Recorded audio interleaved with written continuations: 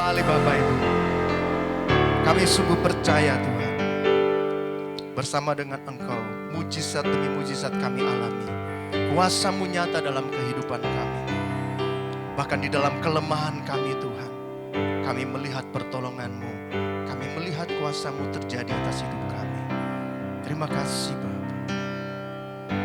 Terima kasih Tuhan. Haleluya.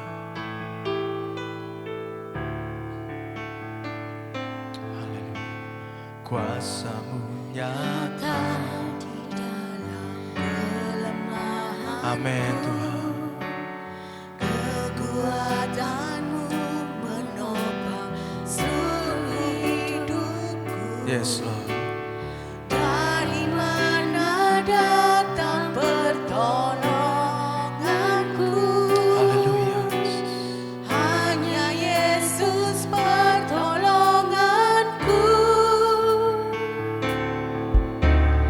Kuasa-Mu nyata di dalam Kelemahanku, kekuatan-Mu menopang seluruh hidupku. Dari mana datang pertolonganku? Hanya Yesus pertolonganku. Engkaulah sumber kekuatan hatiku, tempat persembunyianku. Engkau penolong di saat susahku, tempat perlindunganku. Kau menara dan perisai di hidupku.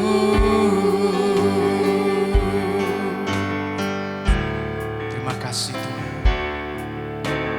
Kuasa-Mu nyata di dalam kelemahanku, kekuatan-Mu menopang seluruh hidupku. Dari mana datang pertolonganku? Hanya Yesus pertolonganku. Engkaulah sumber kekuatan hatiku, tempat persembunyian. Amin Tuhan. Engkau penolong di saat susahku, tempat perlindunganku. Kau menara dan perisai. Mari sambil bangkit berdiri, sekali lagi naikkan pujian ini. Terima kasih Tuhan. Haleluya. Engkaulah sumber kekuatan hatiku, tempat persembunyianku. Engkau penolong di saat susahku, tempat perlindunganku. Kau menara dan perisai di hidupku. Engkau menara, Kau menara dan perisai di hidupku. Engkau menara, Kau menara dan perisai di hidupku.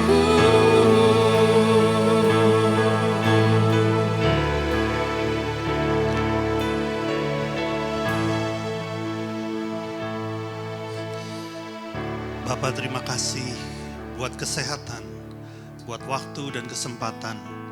Kami bisa menyembah dan memuji-Mu, Raja di atas segala raja. Saat ini kami mohon kasih karunia-Mu Bapa. Jamah kami dengan kuasa firman dan kuasa Roh Kudus-Mu. Supaya kami tahu apa yang harus kami buat dalam kehidupan ini. Apa yang harus kami kejar dalam kehidupan ini. Terima kasih Bapa, di dalam nama Yesus. Amin. Silakan duduk Bapak Ibu. Shalom, selamat pagi. Ya. Senang melihat saudara kembali. Banyak dari, bisa dikatakan semua dari anggota teman-teman kita yang sempat tertular COVID sudah sembuh. Jadi bisa beraktivitas kembali secara normal. Haleluya. Pagi ini saya ingin membagikan sesuatu yang baru, saudara. Dan ini akan merubah cara pandang kita terhadap Tuhan. Cara pandang yang benar terhadap Tuhan akan membawa hidup kita, hidup Anda dan saya, mengalami kemuliaan Allah. Tapi sebaliknya, cara pandang yang salah justru akan menyesatkan Anda dan saya. Ada 2 kota terkenal yang dicatat dalam Alkitab. Mungkin kalau saudara satu hari punya kesempatan ke Israel, pasti mampir ke 2 kota ini. Yang pertama namanya Nazaret. Amin. Ya, itu kampung halamannya Yesus. Yang kedua namanya Genesaret. Mirip namanya. Satu Nazaret, satu Genesaret. Cuman 2 kota ini mengalami hal yang berbeda. Dua-duanya dikunjungi oleh Yesus. Tapi Nazaret memandang Yesus sebagai siapa? Anak tukang kayu. Sehingga dikatakan sangat sedikit mujizat yang dilakukan Yesus di kota itu. Namun Genesaret memandang Yesus sebagai sang penyembuh sejati. Oleh karenanya dikatakan semua orang sakit di Genesaret mengalami kesembuhan. Hanya oleh karena satu hal, cara pandangnya kepada Tuhan. Hari ini saudara, mata dunia termasuk mata kita ya, fokus kita, perhatian kita tertuju kepada satu negara yang sedang ramai yaitu Ukraina. Dr. Oli bilang sama saya, Ukraina itu adalah negara yang punya teknologi kedokteran sangat maju. Bahkan sistem stem cell-nya terbaik di dunia. Ya, beberapa kali beliau mengirim pasiennya untuk berobat ke sana. Dan hasilnya memang bagus, saudara. Sayangnya kota di mana rumah sakit itu ada sekarang dibombardir habis-habisan oleh Rusia. Penduduknya hanya 45 juta orang. Dan lawannya Rusia. Saudara tahu Rusia? Ya, itu adalah salah satu negara yang punya kemampuan perang terbaik di dunia. Militer yang terkuat di dunia. Jadi itu sama aja dengan semut melawan gajah. Secara teori Ukraina itu tidak mungkin menang. Yang dia bisa lakukan hanyalah mempertahankan diri. Oleh karenanya kita bisa lihat di berita ya, bagaimana Ukraina sebetulnya tapak demi tapak, kota demi kota mulai dikuasai oleh Rusia. Dan dia merasa katanya, kata presidennya, kami serasa sendirian. Tidak ada yang membantu kami. Oleh karena itu saya melihat di internet, di sosial media, bahkan juga di grup WhatsApp ya, seruan untuk berdoa buat Ukraina. Oh itu tidak salah saudara. Tapi pagi ini saya mau katakan kepada Bapak Ibu bahwa perang yang terjadi di Ukraina hanyalah penggenapan dari apa yang sudah dikatakan Yesus. Jadi janganlah Anda berdoa supaya tidak ada perang di Ukraina. Janganlah Anda berdoa supaya tidak ada perang lagi di dunia atau di negara-negara lain. Karena Yesus sendiri sudah mengatakan kepada kita, ada 10 hal yang akan terjadi sebelum Antikris muncul. Salah satunya dikatakan apa? Bangsa akan bangkit melawan bangsa. Kerajaan akan bangkit melawan kerajaan. Perang akan terjadi di mana-mana. Bukan hanya satu perang, tapi perang demi perang akan terjadi di mana-mana. Jadi kalau Anda minta Tuhan, buat negara ini damai, buat dunia ini damai. jangan izinkan terjadi perang, kira-kira dijawab nggak? Anda jawab sendiri ya. Saudaraku, satu ketika ada seorang anak kelas 1 SD. Besoknya ini dia mau ujian ilmu pengetahuan sosial. Dan selayaknya seperti kalau anak sekolah yang mau ujian, harusnya kan dia belajar ya. Tapi dengan alasan, karena sekarang online, jadi belajarnya harus pakai apa? Gadget, harus pakai HP, betul nggak? Ya orang tua juga susah ya, nggak dikasih HP gimana, dikasih gimana, dan orang tuanya percaya dikasih aja lah. Tahu nggak, anak SD ini yang bernama Doni ini, dia pinter saudara. Dia bawa masuk itu HP orang tuanya ke kamar, tapi yang dia buka bukanlah pelajaran, game online saudara. Dan saudara tahu kalau anak kecil sudah pegang HP main game online, itu bukan 15 menit, bukan 30 menit, bisa berjam-jam. Hasilnya apa? Sepanjang malam dia bukan mempelajari ilmu pengetahuan sosial, dia main game online. Di kelasnya ada sekitar 20 orang murid. Yang lain itu benar-benar belajar, cuman dia doang yang enggak. Besoknya dia ikut ujian. Sebetulnya pertanyaannya itu mudah-mudah. Bahkan ada satu pertanyaan yang paling mudah. Pertanyaannya begini, ibu kota provinsi Jawa Barat adalah, nah ya, A. Bandung, B. Jakarta, C. Surabaya, D. Medan. Ya, mestinya itu kan mudah sekali ya. Tahu nggak apa yang dia pilih? B. Jakarta. Ibu kota provinsi Jawa Barat adalah Jakarta. Ketika selesai ujian, mereka keluar dan dia gimana? Tadi ada pertanyaan gampang loh ini nih. Jawabnya apa? Jawabnya harusnya Bandung. Loh, aku kok jawab Jakarta ya? Terus dia lihat di buku, iya, harusnya ibu kota Jawa Barat itu Bandung. Kok dijawab Jakarta? Lalu pulang sampai ke rumah, dia masuk kamar. Ini anak kecil ini biasanya ikut sekolah minggu, saudara. Dia ingat dengan apa yang diajarkan oleh kakak sekolah minggu dan dia berdoa sama Tuhan. Dia bilang, Tuhan Yesus yang baik, aku minta satu pertanyaan. Tahu nggak apa yang dia minta?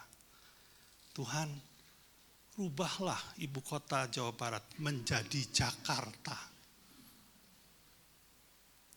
Dia meminta kepada pribadi yang benar, tapi dia meminta hal yang salah. Amin.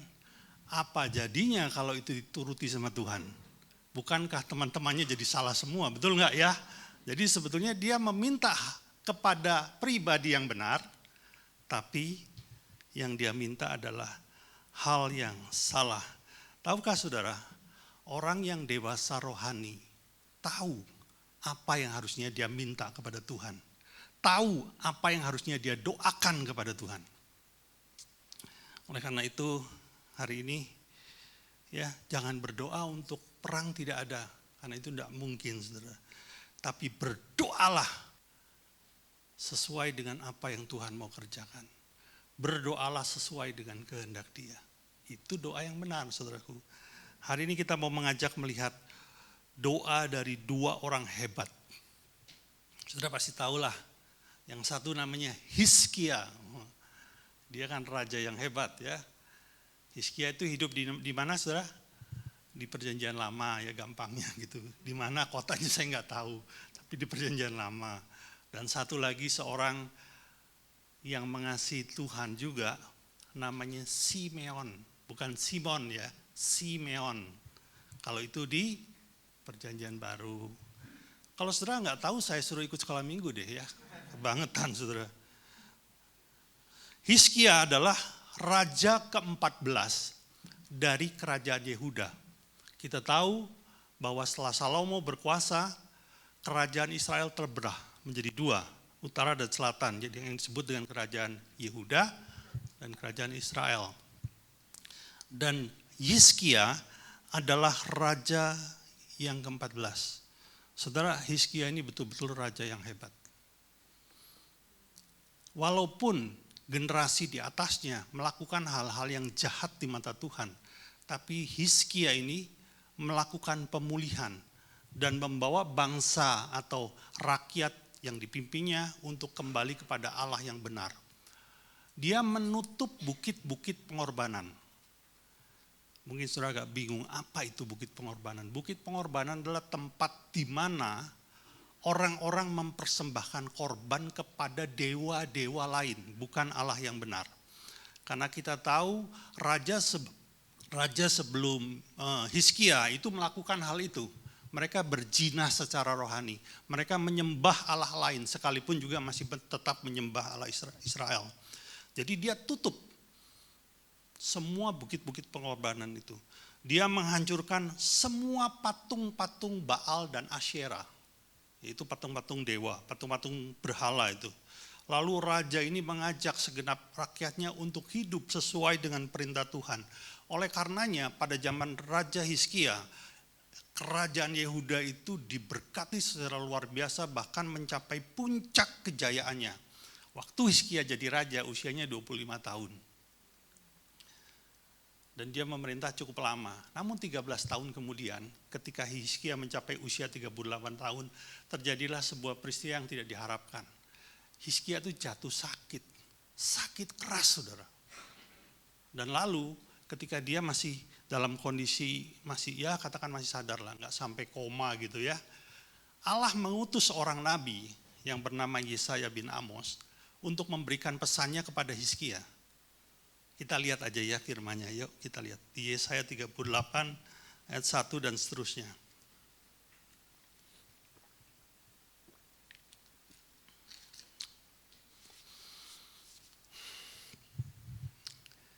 Ayat 1 bunyinya demikian. Pada hari-hari itu Hizkia jatuh sakit dan hampir mati. Jadi ini memang sakitnya sakit parah saudara. Lalu datanglah Nabi Yesaya bin Amos dan berkata kepadanya, beginilah firman Tuhan, artinya dia menyampaikan pesan Tuhan. Sampaikanlah pesan terakhir kepada keluargamu. Sebab engkau akan mati, tidak akan sembuh lagi. Ini adalah pesan yang datang dari surga, disampaikan kepada Hizkia. Tapi perhatikan apa yang terjadi di ayat 2. Lalu Hizkia memalingkan mukanya ke arah dinding dan ia berdoa kepada Tuhan. Ayat 3, ia berkata, Tuhan, ingatlah kiranya bahwa aku telah hidup di hadapan-Mu dengan setia, dengan tulus hati, dan bahwa aku telah melakukan apa yang baik di mata-Mu. Kemudian menangislah Hizkia dengan sangat. Bukan menangis biasa loh saudara. Ayat 4, maka berfirmanlah Tuhan kepada Yesaya, pergilah dan katakanlah kepada Hizkia. Rupanya Yesaya itu disuruh balik lagi ke istananya. Beginilah firman Tuhan, Allah Daud bapa leluhurmu. Telah ku dengar doamu dan telah kulihat air matamu. Sesungguhnya aku akan memperpanjang hidupmu 15 tahun lagi. Artinya gak jadi mati, betul ya? Karena umurnya diperpanjang 15 tahun lagi. Saudara, setelah itu Yesaya pulang, yang terjadi adalah 3 hari kemudian barah atau apa ya?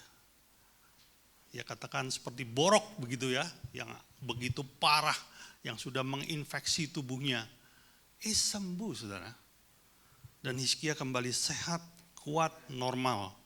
Kembali memerintah seperti biasanya. Banyak orang menganggap Hizkia ini orang benar. Oleh karenanya doanya dijawab oleh Tuhan, dikabulkan oleh Tuhan. Oh itu tidak salah saudaraku. Tapi tahukah saudara, dia hampir sama dengan anak SD tadi. Dia meminta kepada pribadi yang benar, tapi dia meminta hal yang salah. Banyak orang nggak mengerti tentang hal ini, ya. Nah, biarlah ini menjadi sebuah wawasan yang membuat kita semakin mengenal Tuhan lebih dalam lagi. Perhatikan ayat ketiga, coba bisa tolong tampilkan ayat ketiga. Oke. Ya. Dikatakan menangislah Hizkia dengan sangat. Dalam bahasa aslinya itu bunyinya begini. Menangislah Hizkia dengan sangat sedih. Karena apa? Karena sesuatu yang tidak diharapkan sedang akan terjadi. Saudara, sebetulnya perhatikan. adalah kehendak Tuhan Hizkia itu meninggal di usia 38 tahun. Itu kehendak Tuhan, saudara. Tapi buat Hizkia, kehendak atau keputusan Tuhan itu dia tolak. Dia tidak mau terima. Oleh karena itu dia menangis dengan begitu sedih. Seperti istilahnya gini, ada seorang bapak memberikan sesuatu kepada anaknya yang anaknya sangat benci. Anaknya nggak mau, tapi dikasih, apa yang terjadi? Anaknya tuh gerung-gerung, kira-kira gitulah ya. Aduh nggak mau aku Tuhan, begini-begini ya, kira-kira begitu ya. Dan akhirnya Tuhan menjawab apa yang diingini Hizkia. Perhatikan saudara, ini adalah sebuah kebenaran ilahi.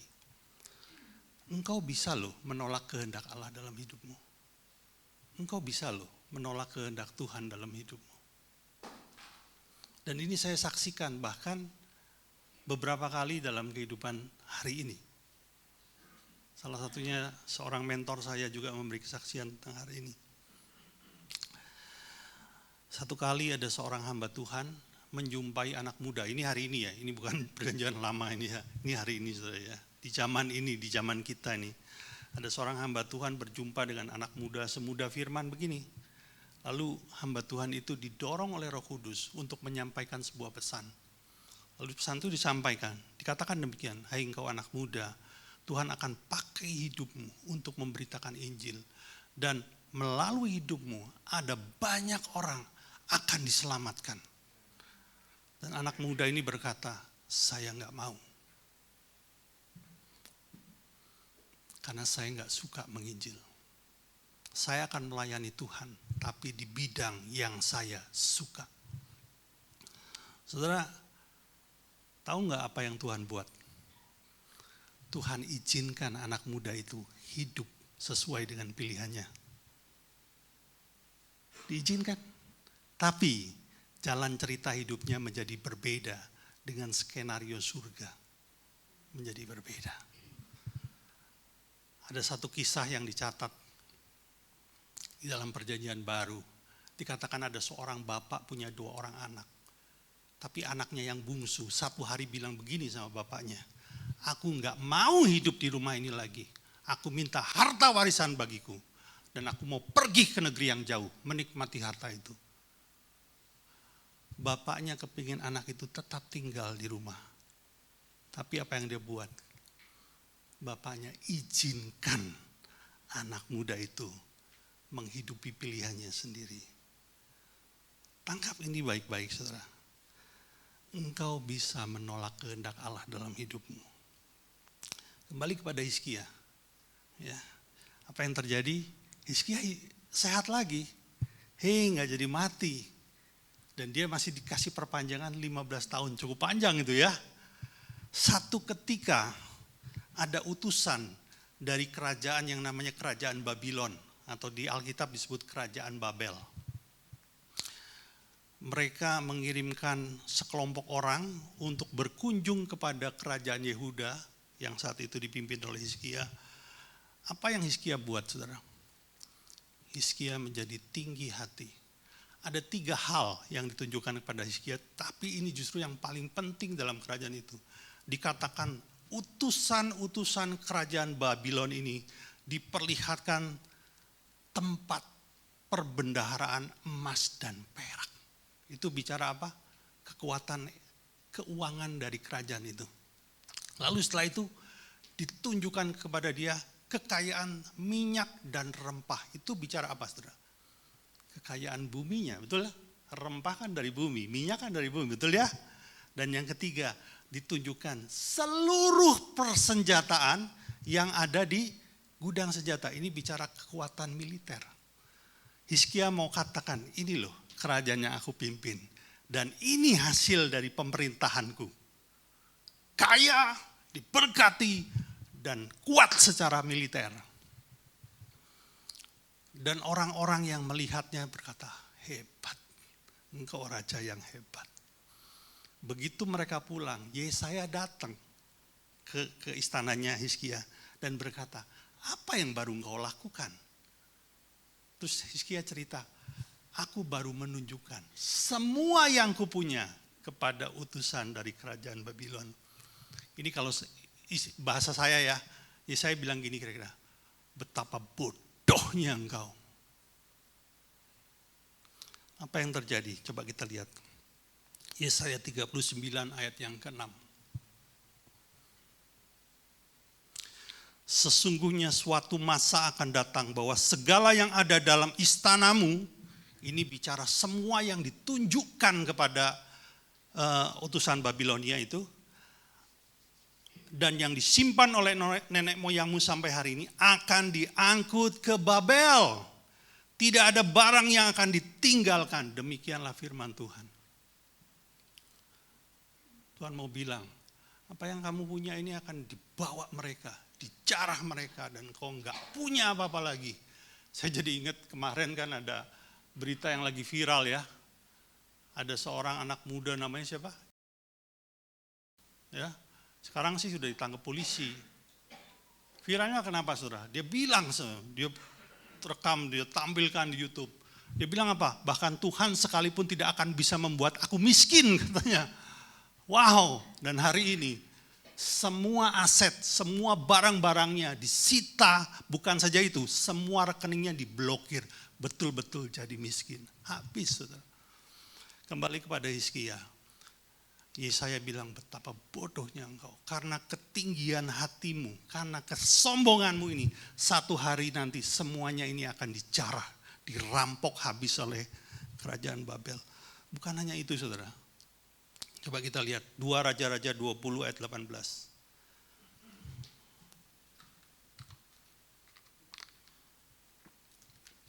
2 Raja-Raja 20 ayat 18. Dan dari keturunanmu yang kau peroleh akan diambil orang untuk menjadi sida-sida di istana Raja Babel. Sudah tahu nggak sida-sida? Sida-sida itu orang yang dikebiri. Ya, saudara pasti nggak kepingin anakmu dikebiri kan? Sekarang aja masih jadi pro dan kontra ketika diusulkan bahwa pemerkosaan itu, pelaku pemerkosaan itu lebih baik dikebiri saja supaya nggak bisa memperkosa lagi. Masih belum disahkan juga ya. Nah ini katakan apa? Anak-anakmu loh nanti akan dikebiri. Jadi sida-sida di kerajaan Babel. Tapi yang lebih mengerikan ya. Kita lihat 2 Raja-Raja 21 ayat 1. Manasye berumur 12 tahun pada waktu ia menjadi raja. Dan 55 tahun lamanya ia memerintah. Lama gak saudara? 55 tahun. Ketika jadi raja umurnya berapa? 12 tahun. Perhatikan saudara. Manasye ini anak kandung dari Hizkia. Jadi putra mahkota. Menggantikan Hizkia ketika Hizkia mati. Dia jadi raja berapa? Umur 12 tahun. Artinya dia lahir pada waktu usia Hizkia diperpanjang. Betul ya? Usia Hizkia diperpanjang 15 tahun. Dan setelah itu mati digantikan oleh anak yang berumur 12 tahun. Saudara perhatikan apa yang dibuat Manasye. Manasye membangun kembali bukit-bukit pengorbanan. Manasye membangun kembali semua tempat penyembahan berhala. Bahkan Manasye membakar anaknya sendiri menjadi persembahan kepada dewa Molok. Dan Manasye meletakkan patung Asyera, patung Dewi Asyera. Di mana? Di dalam rumah Tuhan. Itu kekejian yang luar biasa saudara. Tapi yang lebih jahat lagi dia bilang apa? Dia mengajak semua rakyatnya untuk menyembah semua patung-patung dewa. Alkitab mencatat Manasye adalah raja yang paling jahat yang pernah hidup sepanjang kerajaan Yehuda.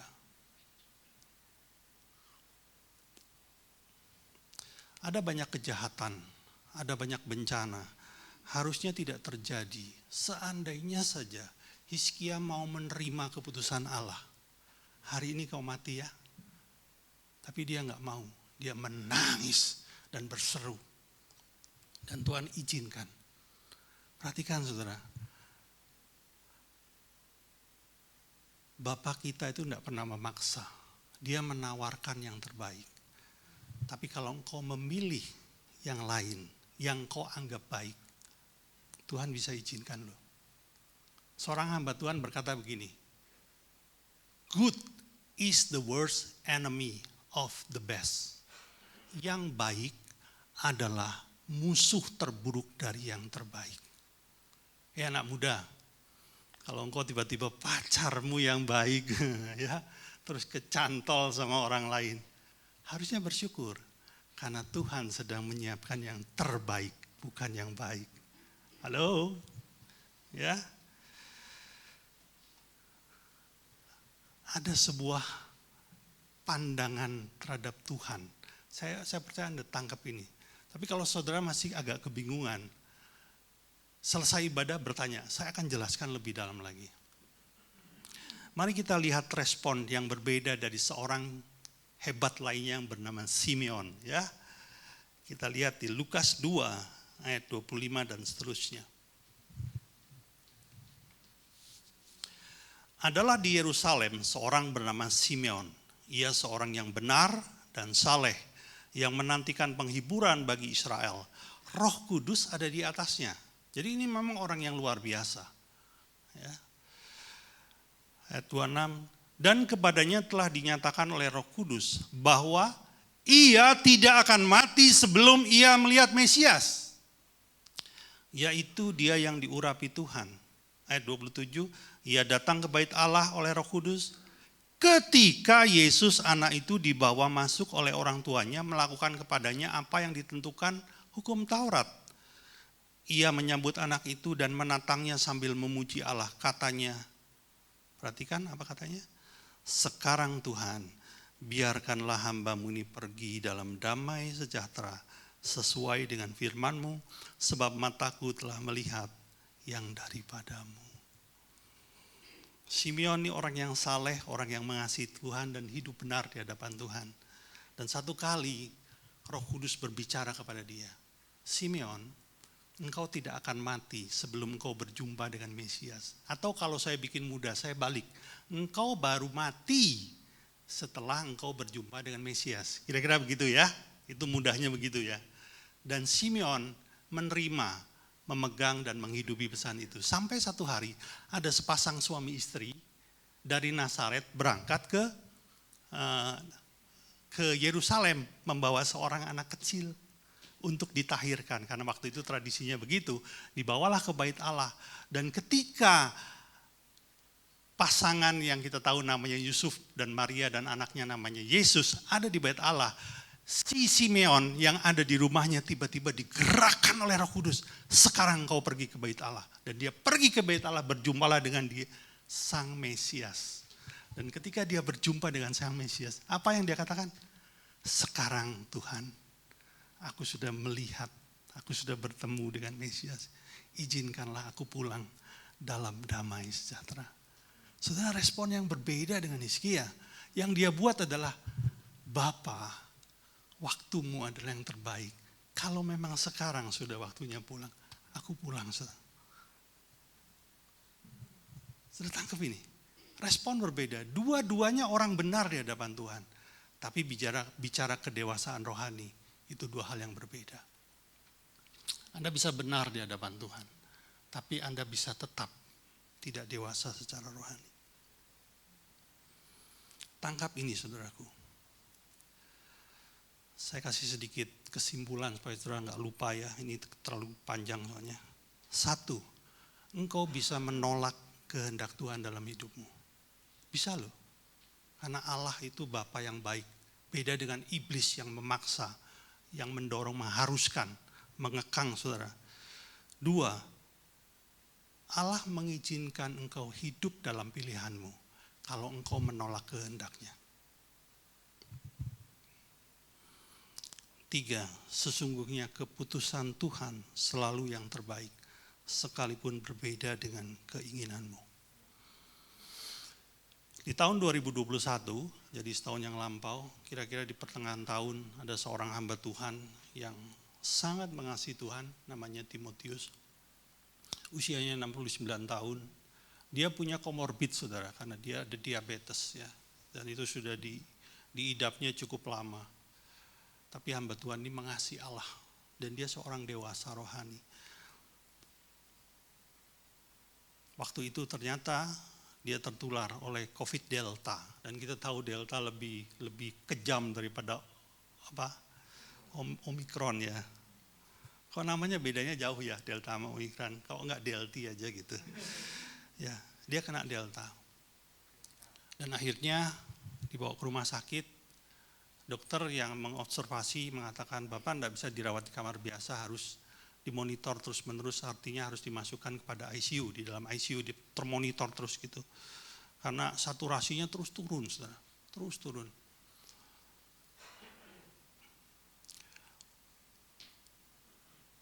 Di tengah kondisi yang semakin memburuk, ada satu doa yang dia saksikan, dia ceritakan, dia bilang begini, Tuhan, bila hari ini sudah waktunya aku pulang, aku tidak akan minta Engkau sembuhkan aku. Aku siap. Hamba Tuhan ini akhirnya disembuhkan oleh Tuhan dan sampai hari ini masih melayani secara luar biasa. Tapi itulah doa yang dewasa secara rohani. Karena dia berdoa sesuai dengan kehendak Allah-Nya. Saudaraku, jangan minta Tuhan untuk mengikuti kemauanmu, tapi paksa dirimu untuk mengikuti kemauannya. Kadang-kadang saya pernah sampaikan kepada saudara ya, dari apa yang dia doakan kita bisa lihat seberapa dewasa rohani orang itu. Dari apa yang kau minta sebetulnya itu menunjukkan tingkat kerohanianmu. Saya akan tutup dengan satu doa yang hari ini sedang selaras dengan kehendak Allah. Jadi kalau saudara lupa, lantas kalau gitu saya berdoa apa ya? Banyak ya. Cuma hari ini yang spesifik dengan hidup kita di zaman sekarang. Saudara mau nggak berdoa dengan sesuatu yang selaras dengan kehendak Allah? Oke, mau ya? Mari kita lihat firman-Nya dulu. Lupa taunya selaras dari mana ya? Makanya kita lihat firman-Nya dulu. Matius 24 ayat 14.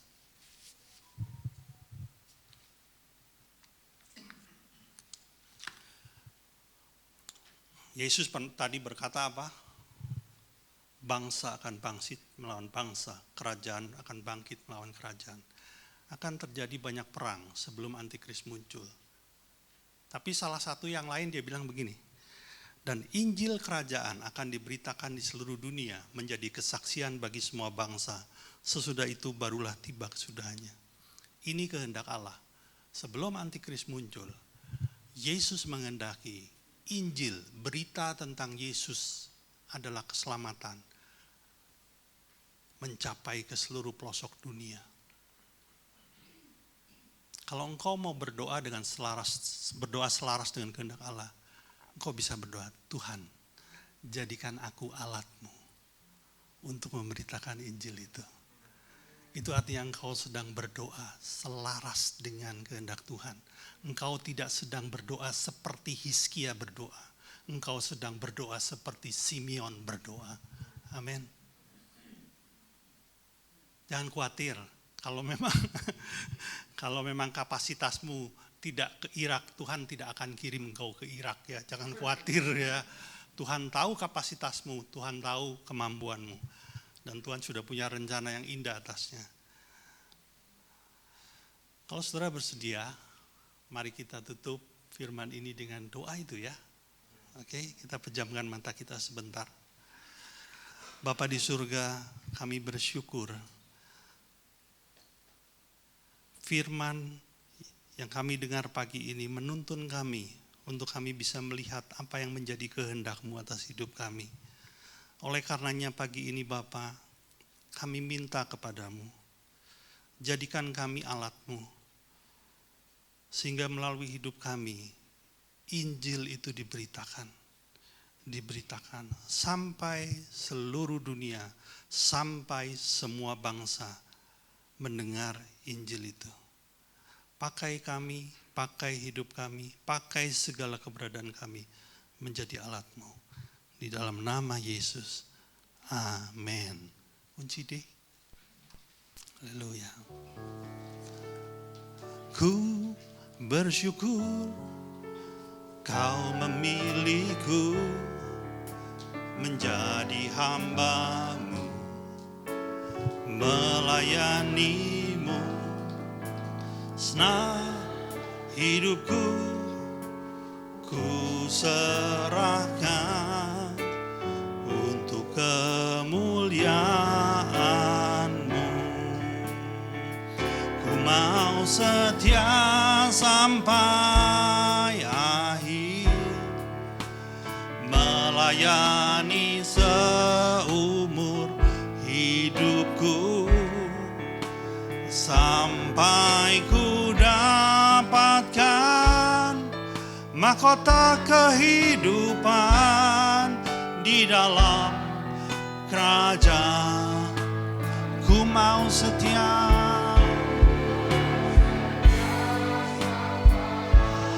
akhir, melayani seumur hidupku, sampai ku dapatkan mahkota kehidupan di dalam kerajaan. Sampai ku dapatkan, sampai ku dapatkan mahkota.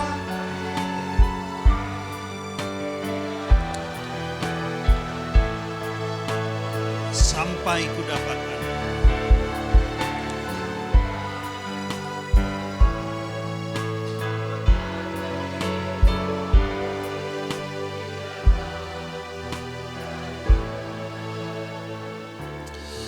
Bapa, terima kasih untuk firman-Mu, untuk kasih karunia yang Kau curahkan dalam hidup kami.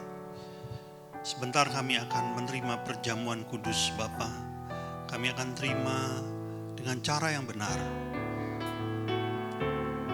Bila saudara mendapati dirimu hidup di dalam dosa, mari akuilah dosamu, bertobatlah sebelum engkau menerima perjamuan kudus ini. Karena perjamuan kudus ini akan menjadi sia-sia ketika engkau menerimanya masih dalam keadaan berdosa.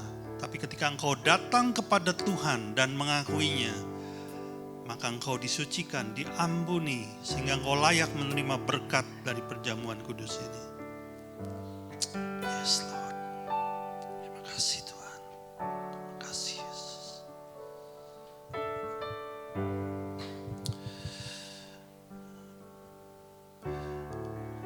Mari hamba-hamba Tuhan maju ke depan untuk membagikan anggur dan roti.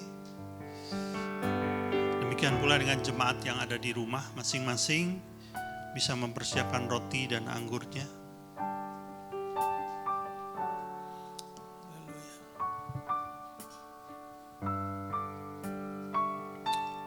Ya, anggur dan rotinya.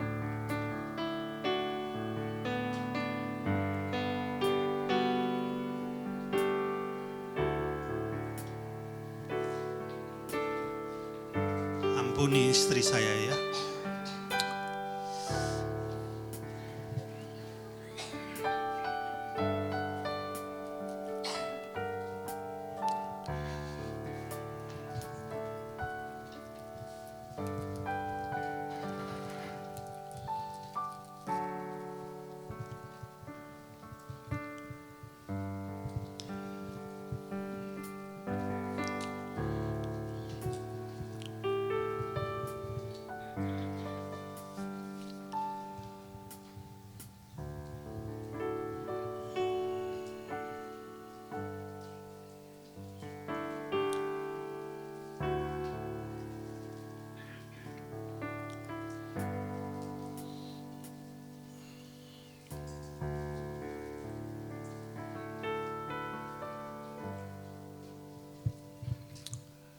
Baik, bagi saudara yang sudah menerima anggur dan roti, mari kita bangkit berdiri.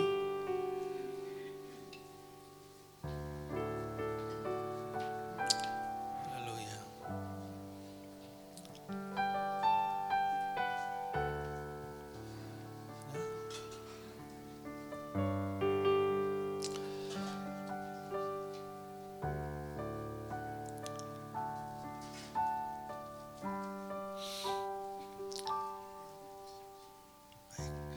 Kita angkat roti di atas kepala kita.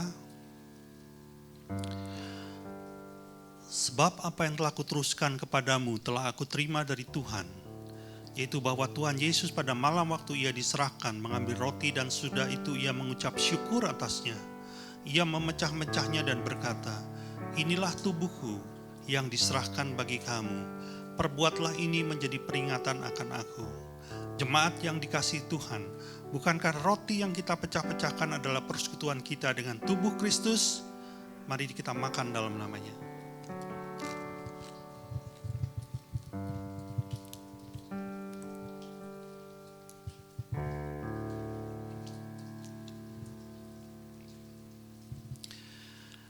Mari kita angkat cawan di atas kepala kita. Cawan ini adalah cawan perjanjian baru yang dimeteraikan oleh darahku. Perbuatlah ini setiap kali engkau meminumnya, menjadi peringatan akan aku. Saudara yang dikasihi Tuhan, bukankah cawan pengucapan syukur yang atasnya kita ucapkan syukur adalah persekutuan kita dengan darah Kristus? Mari kita minum dalam namanya.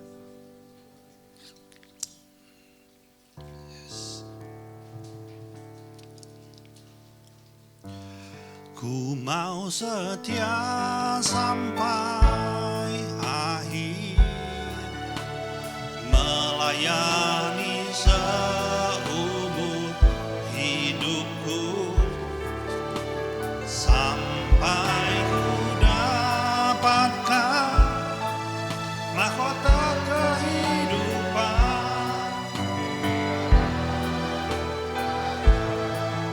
sampai ku dapatkan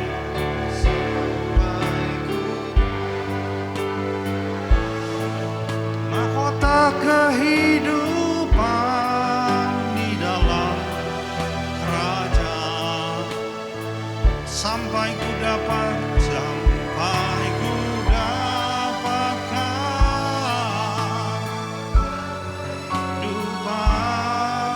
di dalam kerajaan-Mu. Bapa di surga, terima kasih buat pengorbanan-Mu di atas kayu salib, buat berkat di dalam perjamuan kudus ini, bahkan firman yang membentuk, menuntun kehidupan kami. Terima kasih Bapa, sungguh anugerah yang besar luar biasa bagi kami. Terima kasih. Segala pujian, hormat, dan kemuliaan hanya bagi-Mu di dalam nama Yesus Kristus. Sama-sama kita katakan amin. Silakan duduk Bapak Ibu, kita akan dengar pengumuman.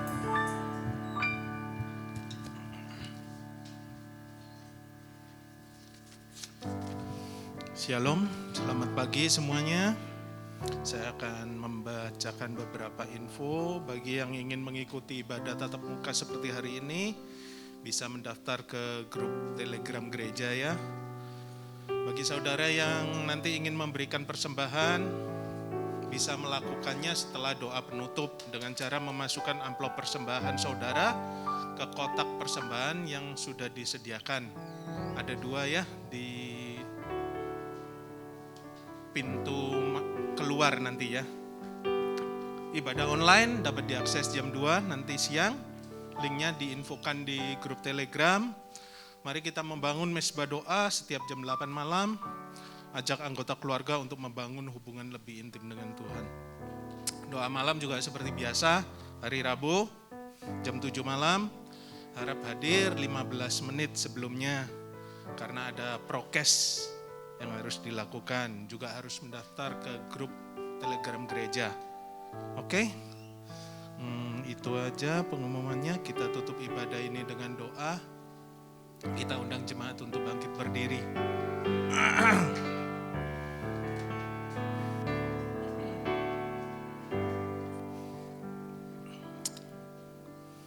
Bapa,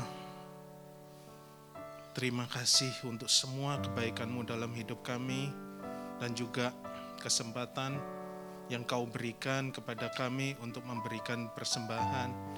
Kami memberikannya dengan hati yang penuh sukacita ya Bapa.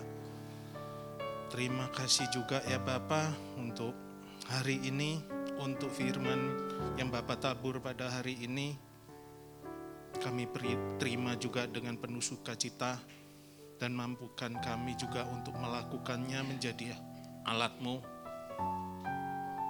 sehingga kehidupan kami dapat menyenangkan hati-Mu. Terima kasih Tuhan. Bapa, kami juga berdoa untuk gembala kami, Pak Hari, hati gembala, hati Bapak ada dalam diri beliau.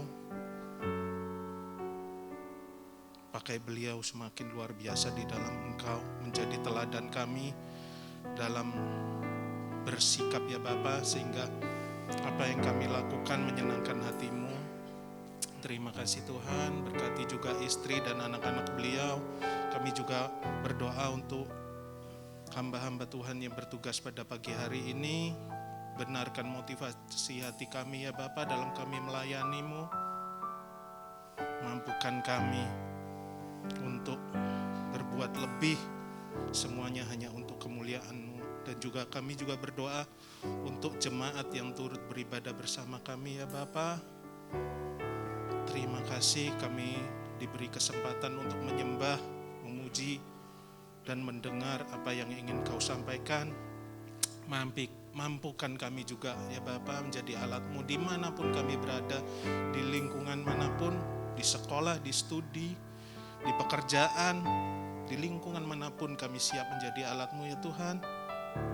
Kami juga berdoa untuk Pak Jokowi, Kepala Pemerintahan kami, perlindungan-Mu sempurna untuk beliau, dan juga hikmat daripada-Mu yang menuntun beliau mengambil keputusan yang tepat dan benar. Dan juga untuk Indonesia khususnya Bapa, ada hujan pertobatan, hujan keselamatan. Dan Bapa, sebentar lagi kami akan pulang, kami siap menerima berkat daripada-Mu. Mari jemaat yang kasih Tuhan, kita angkat tangan kita dan arahkan hati kita kepada Bapa di surga.